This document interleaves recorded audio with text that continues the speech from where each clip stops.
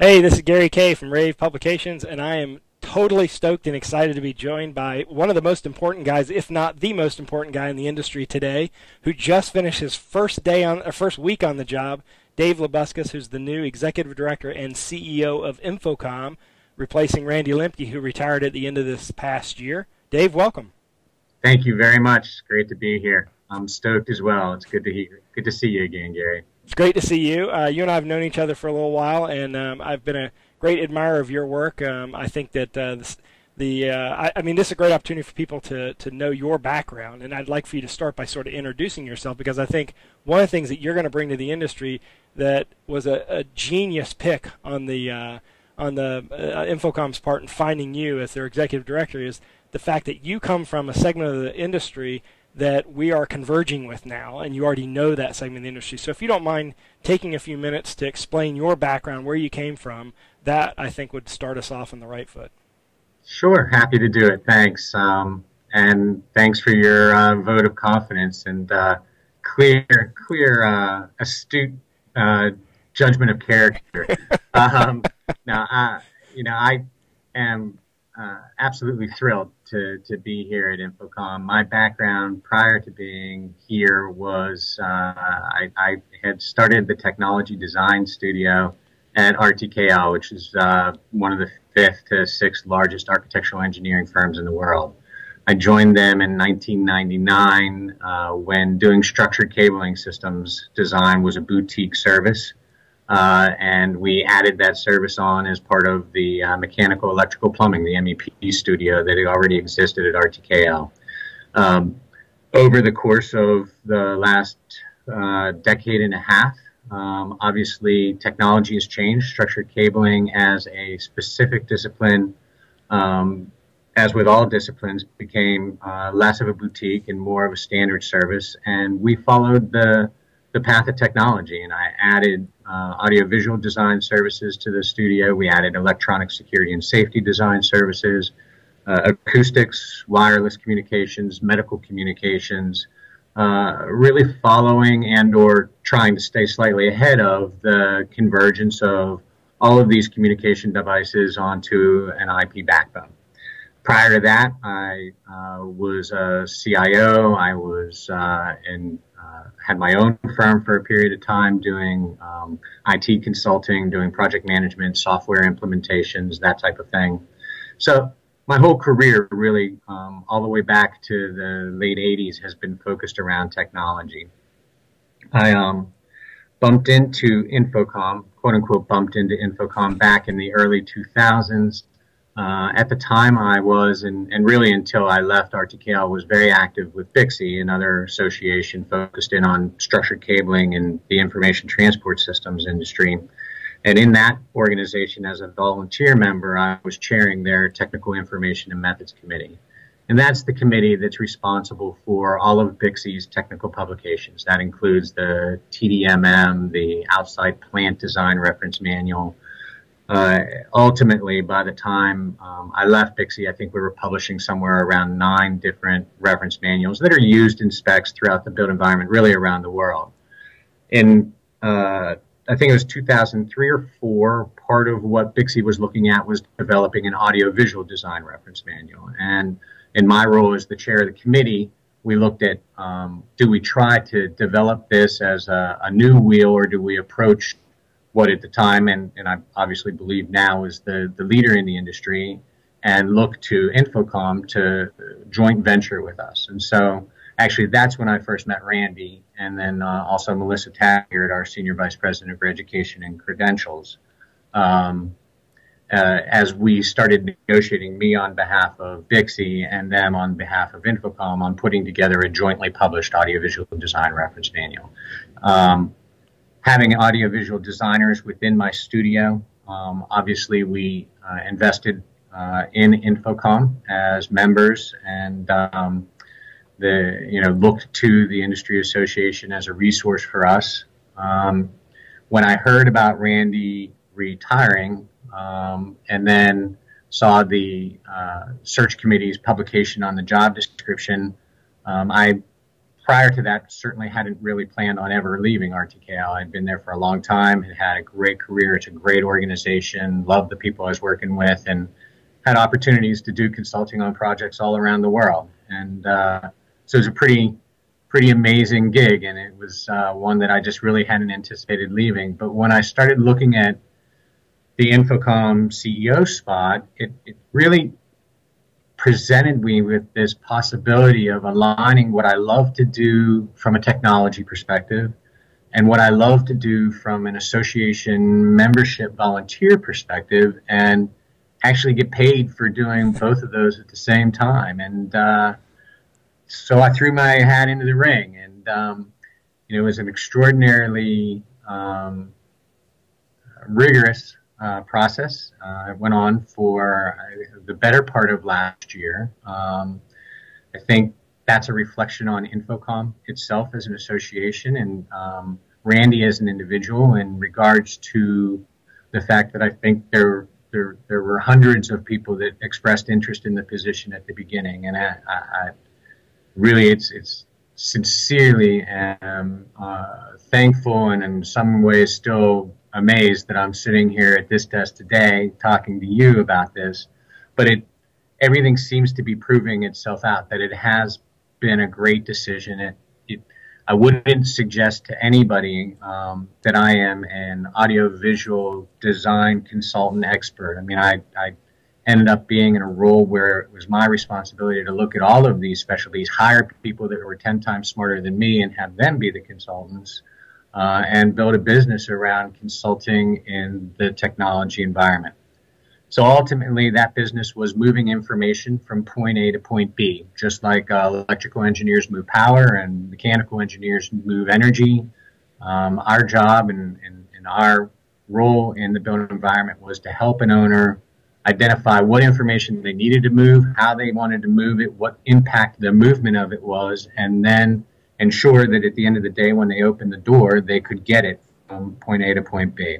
I probably could talk about myself for another hour. I'm not sure if I left out any highlights. Actually, no, you did a great job. In fact, my second question was going to be how you got involved with InfoComm and how InfoComm got involved with you, but you answered that question perfectly. And I think a couple of things I'd like to point out that I think hopefully everybody's picked up on already, having watched this, is I mean, this is the first time in a long time that our association has had someone that knows as much about the technology as you do in the position that you're in. Randy came into the association having been a customer of AV, and had a university background, and his drive was education. His passion was education. His love was education. And you come in the industry having actually done what all of us are doing, right? You're having designed systems, having managed customer expectations, having delivered customer projects to them. So I think they could not have found a better guy. I mean, they really got lucky. And I can tell you that here in the office, we were all extremely excited the moment that we found out, because one of the things I was concerned about was they were going to bring somebody in from outside the association, and then there'd be this huge learning curve, which I felt like would slow down sort of this momentum we had in the industry. And I think your background in the IT side of things and understanding that, but also marrying all that with the acoustics, the general audiovisual, the electronics path, and then the customer expectations and moving signals around, I think they couldn't have made a better choice. So congratulations. Congratulations to the industry for having you here, and congratulations to the search committee specifically with InfoComm, because they found a phenomenal guy. So I have a few other questions I'd love to ask you, because in addition to getting to know you, which I think you did a great job with, there's some things that people want to know about that I think are important for people to know. And I start out by saying that Randy had a background and passion, love in education, and he changed education in our industry. When he came in, I was the chairman of the Professional Education Training Committee at InfoComm, and we only had a few dozen classes at the time that were taught every year. Now there are hundreds of classes, not only taught in person, but also online and delivered in all different ways. I mean, he really revolutionized the way education is brought to customers in the industry, and also increased the quality of certification, made it mean something. What's going to be your mantra? What is your thing? What are you going to hang your hat on, at least at the beginning of your tenure at InfoComm? Wow.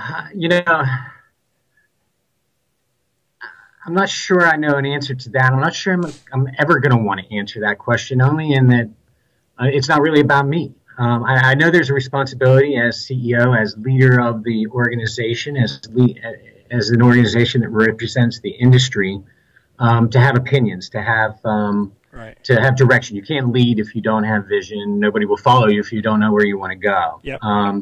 But a big part of that is to participate as part of an association, part of an industry. Part of also what Randy did that maybe was less visible was that he instituted a very formal strategic planning process to InfoComm.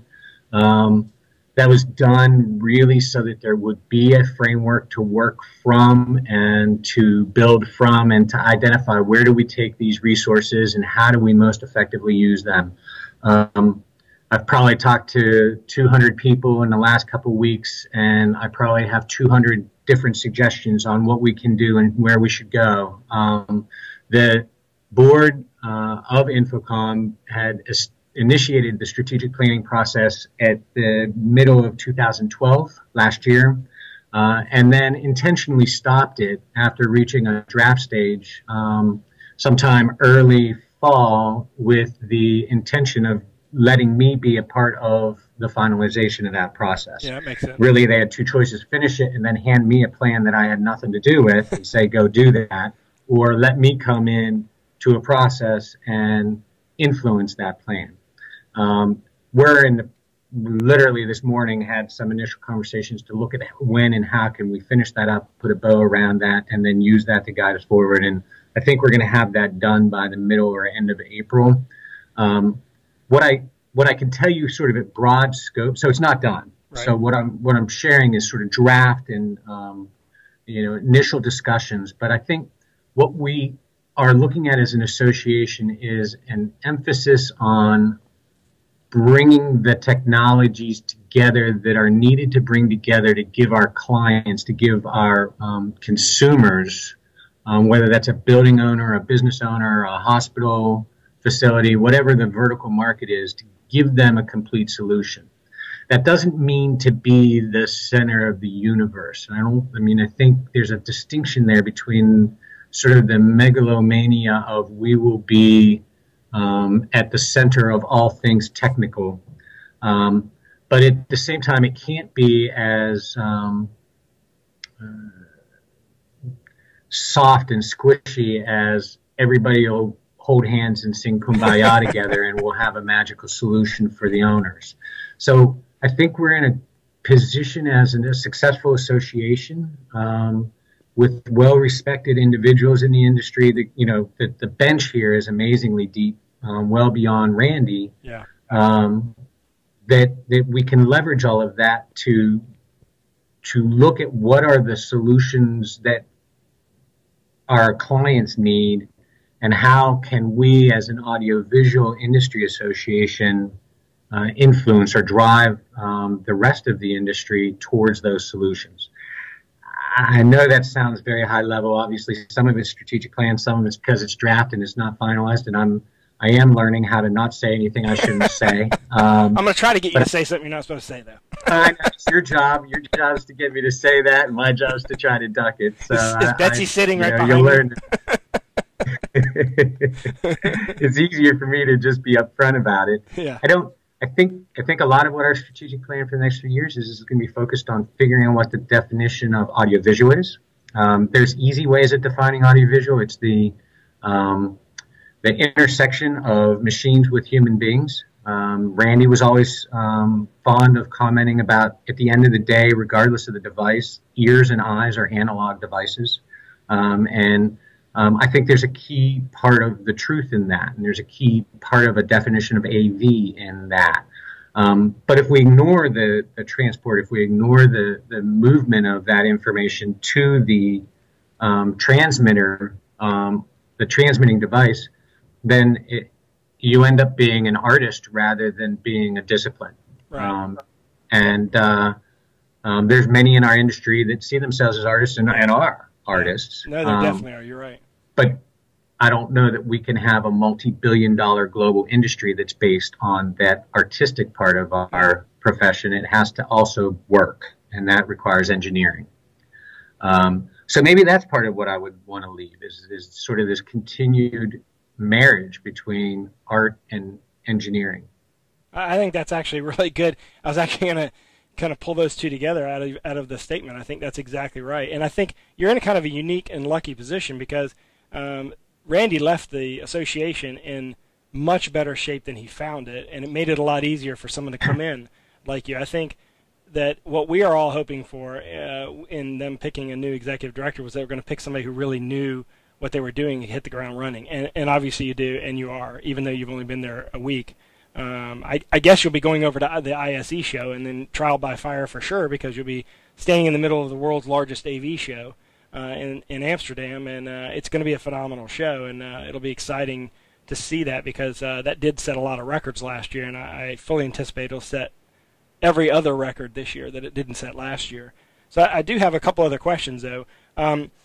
So the world of integration has changed. I mean, even the time you've been in the market. I mean, I've been in the market even longer, in the AV segment of the market, even longer than what you said you've been in. And there's even more change over that period of time. But even the time that you've been in the market, the almost 15 years, you've seen a significant shift in the way that images are presented on walls, and you've seen a significant shift in the way that content is sent. I mean, content to us used to mean a VHS tape, right? I mean, then it became a DVD, and now it's through the air. It's just stuff being sent magically through the air.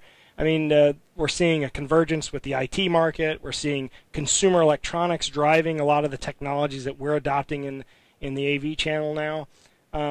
If you could start, because you have a special expertise here, I believe, that not many people have in the position that you're in, because most people have started working with manufacturers and stayed with manufacturers, or started working in an integrator as an installer and is still an integrator and an installer and an integrator, or maybe they're managing integrators, managing installers.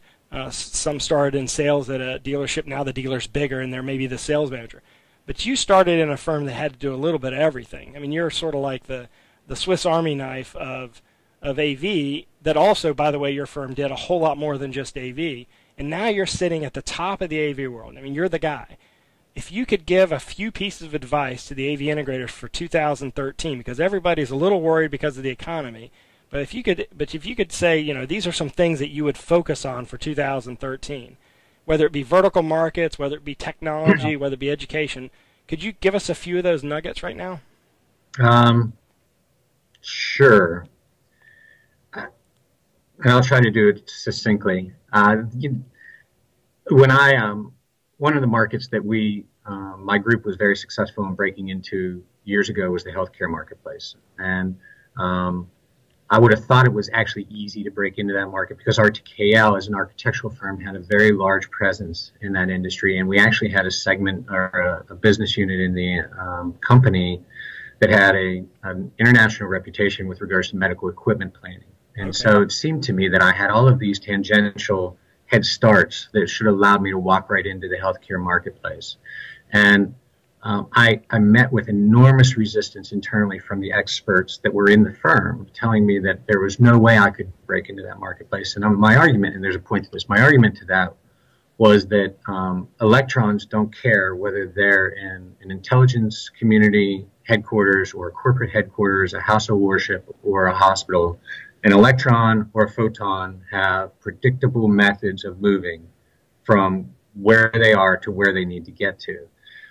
And what I learned, while that statement obviously is true, what I learned is that there's really not much value in moving electrons from point A to point B. Where the value comes into play is in solving your client's problems.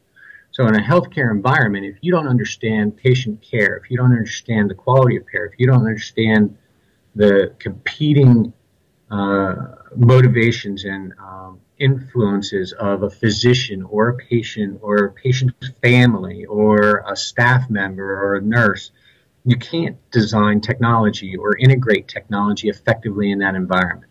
So I think the first thing I would underscore is understand and brutally evaluate where you bring value to the table. And if you, and doing that is a process that can be very painful in any relationship, including the relationship between client and vendor, which is what we all have in order to get a check written to us someday.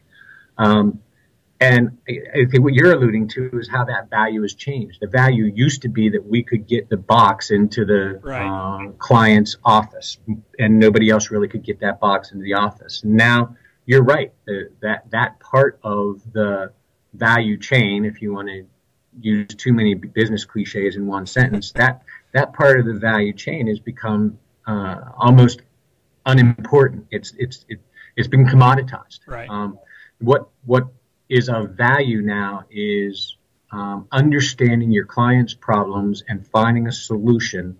And I come down to sort of very basic fundamentals. Find a way to make their life easier, make or save them money, and make them look good. Right. If you can do those three things for your client every day, nobody will ever be able to take them away from you, and you'll have them as a client forever. If you miss on one of them, you're creating a vulnerability.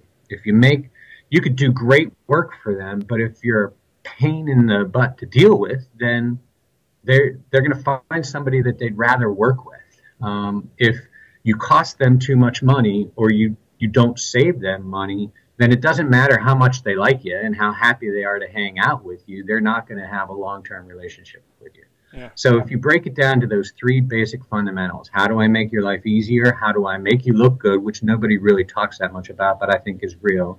And how do I save you money or make you money? And you could broaden that statement to say, how do I help you accomplish your mission? There's a whole part of the world that's using technology that has nothing to do with generating money, but is attempting to accomplish a mission. If you can look at those three factors in every relationship you go into with a client, stop identifying yourself as an integrator or a box seller or an AV guy, and instead look at yourself as, how am I going to do one of those three things? Then you will intrinsically differentiate yourself from the other guy that hasn't done that. Right. That's interesting. And then it's a matter of communicating it effectively.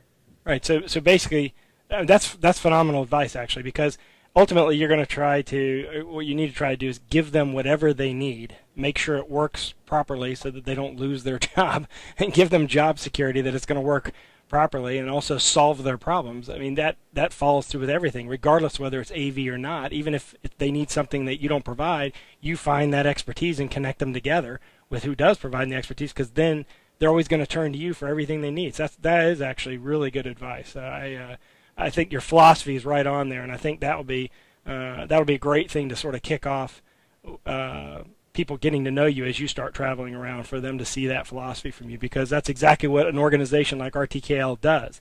Doesn't matter what they need, let's figure out how we can make it happen for them, happen right, and make it work for them the way they expect it to work.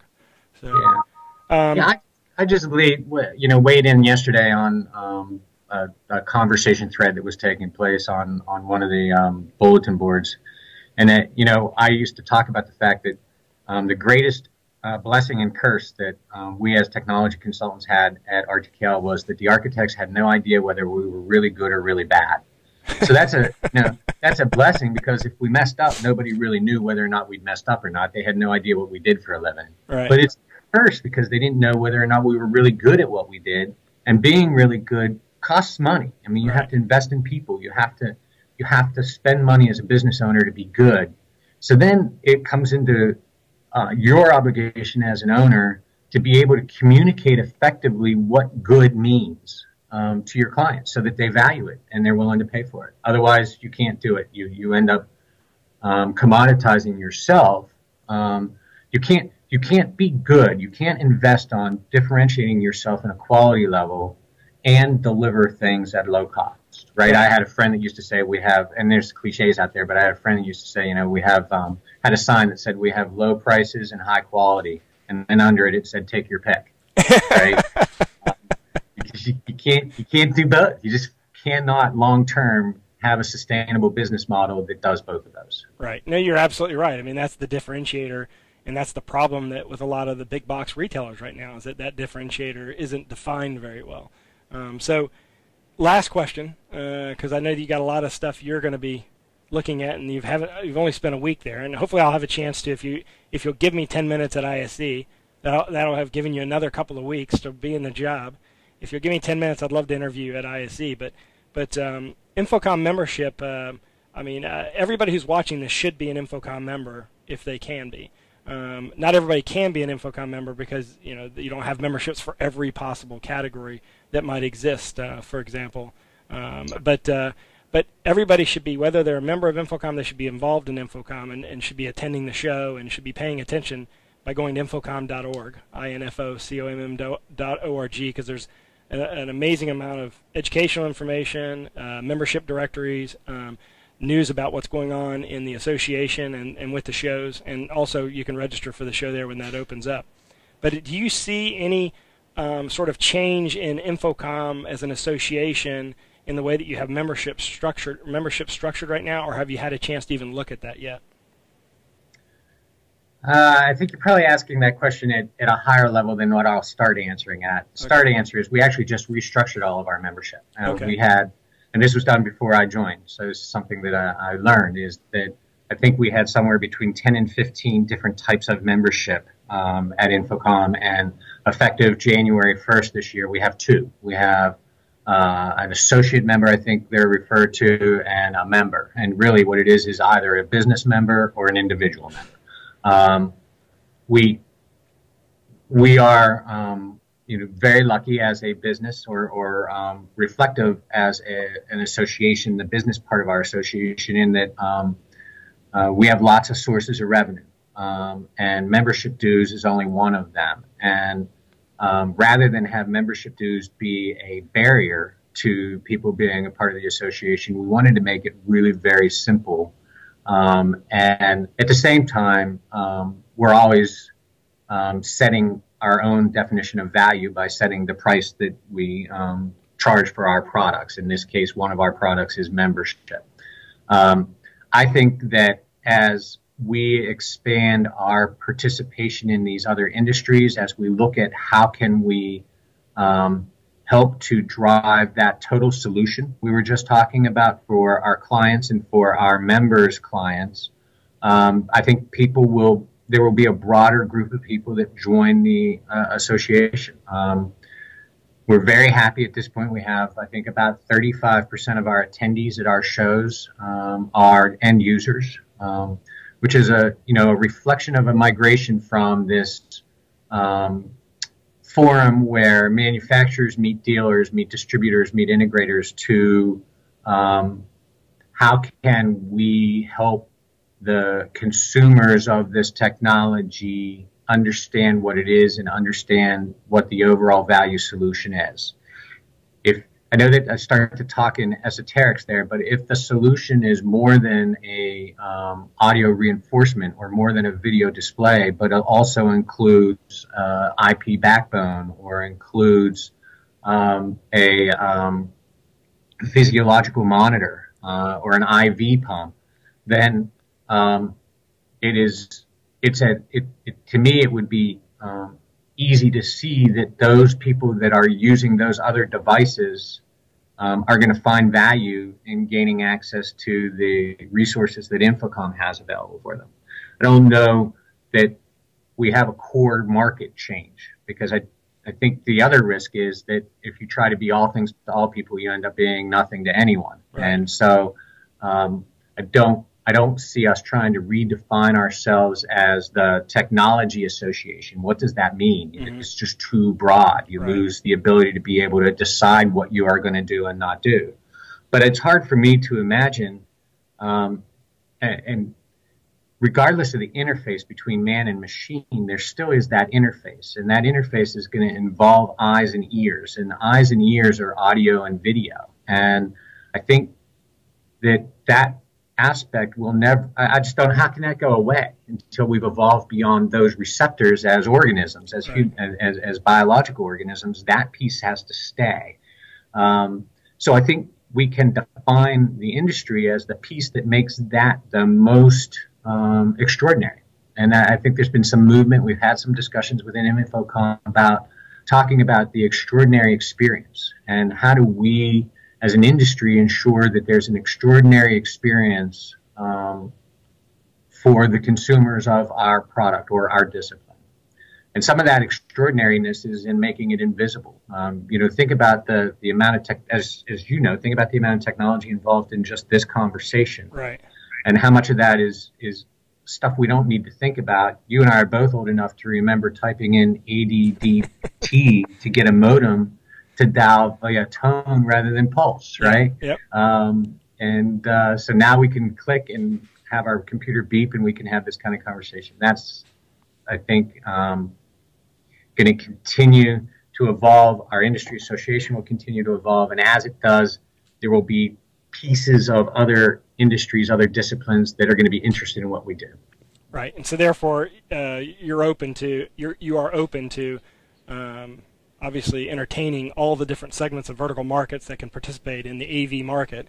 Clearly, you've come from segments of the market like healthcare, which are great growth opportunities for the future of our industry. In fact, actually, I don't even know if you knew this, but we added healthcare AV to one of our newsletters. So one of our newsletters, we repackaged it, rebranded it, and relaunched it just this month as a publication that not only has green AV in there, but also government AV and healthcare AV, because of the fact that we're getting so many requests, and decided not to make a separate newsletter, but to incorporate it in one that was similar. So, I'm very familiar with that, and I'm glad to hear that InfoComm simplified their memberships. I read something about that, and I guess I did not pay enough attention, so I'm glad that you pointed that out, because that does simplify it quite a bit, and I'm excited to hear that you've got now the company membership and the associate membership, and that does simplify it. So, one last question. How tall are you? Because Randy was like giant. How tall are you? If you tell me one more time that I have big shoes to fill, I am 5'11". I am well diminutive compared to Randy, and my shoe size is probably 5 or 6 sizes lower than his. Now, I'll tell you, Randy's going to be missed. Randy was a great personal friend of mine. He also mentored me in getting me into education and teaching at the University of North Carolina. So I owe him a great deal of thanks for sort of encouraging me to do that and taking that plunge. And I look forward to the relationship that we'll have in the future. And congratulations not only to you, but to the industry for having someone at your level, especially, to come in and take the reins. And I look forward to seeing you in a couple weeks in person at ISC. And again, this has been Gary Kay of rAVe Publications, and my discussion today with the Executive Director and CEO, the new Executive Director and CEO, Dave Labuskes of InfoComm. Dave, thank you very much again, and I'm sure this won't be our last discussion. I'm sure as well. Thanks, Gary. It's been a pleasure. Thank really you. Appreciate it.